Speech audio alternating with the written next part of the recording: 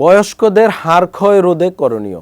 আমাদের যারা বয়স্ক আছেন, যাদের বয়স 40 বা ততোর্ধ্ব, তাদের হাড় ক্ষয় এটা একটা প্রাকৃতিক বিষয়। বয়সজনিত হাড় ও জোড়া ক্ষয় হতে পারে, যেমন অস্টিও আর্থ্রাইটিস হতে পারে, মেরুদণ্ডে স্পন্ডালোসিস হতে পারে, অস্টিওপোরোসিস হতে পারে। এটা বয়স্কদের কমন একটা সমস্যা।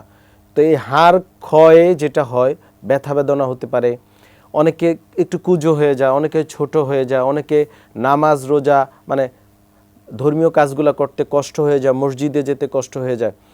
এই হাড় ক্ষয় রোধে আমাদের যেটা করণীয়, আমরা বয়স হলে কী করি, একটু রিটায়ার্ড করলে, একটু কাজ না থাকলে বাসায় থাকে বয়স্করা, এইটা করা যাবে না। আমরা আমাদের সিনিয়র যারা আছেন তাদেরকে বলবো আপনারা নিয়মিত হাঁটার অভ্যাস করবেন, বাসায় বসে থাকবে না। সকালের রোদে নিয়মিত 1.5 থেকে 2-3 ঘন্টা, যদি সম্ভব হয় একসাথে না হোক, ধাপে ধাপে হাঁটা চলাফেরা করবে। যদি হাঁটা চলাফেরা করে তাহলে কিন্তু বয়স্কদের এই হাড় ক্ষয় হওয়ার প্রবণতা বা টেন্ডেন্সি কিন্তু অনেকাংশে কমে আসবে। তারপরে হচ্ছে নিয়মিত কায়িক পরিশ্রম, যেটা বয়স অনুযায়ী তাকে করতে হবে।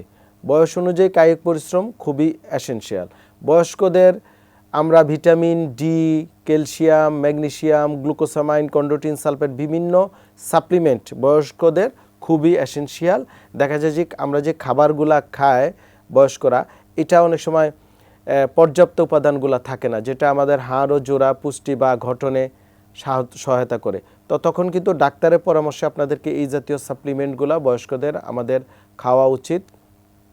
প্রচুর গ্রিন ভেজিটেবল খাওয়া উচিত, মানে সবুজ সবজি, শাক সবজি, এটা বয়স্কদের খুবই জরুরি দরকার। দুধ ও দুগ্ধজাত খাবার, এখন যদি বয়স্ক দুধ খেতে কারো পেটে প্রবলেম হয় তাহলে দই খেতে পারে, পনির, তারপরে হচ্ছে ডিম, হ্যাঁ, এই যে বাদাম, এই খাবারগুলোর মধ্যে পর্যাপ্ত হাড় ও জোড়ার গঠনের ক্যালসিয়াম, ম্যাগনেসিয়াম, বিভিন্ন ফসফরাস, জিঙ্ক উপাদানগুলো থাকে। এগুলো বয়স্কদের জন্য খুবই জরুরি।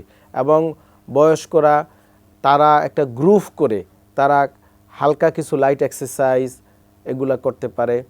পর্যাপ্ত বয়স্কদের ঘুমানো প্রয়োজন।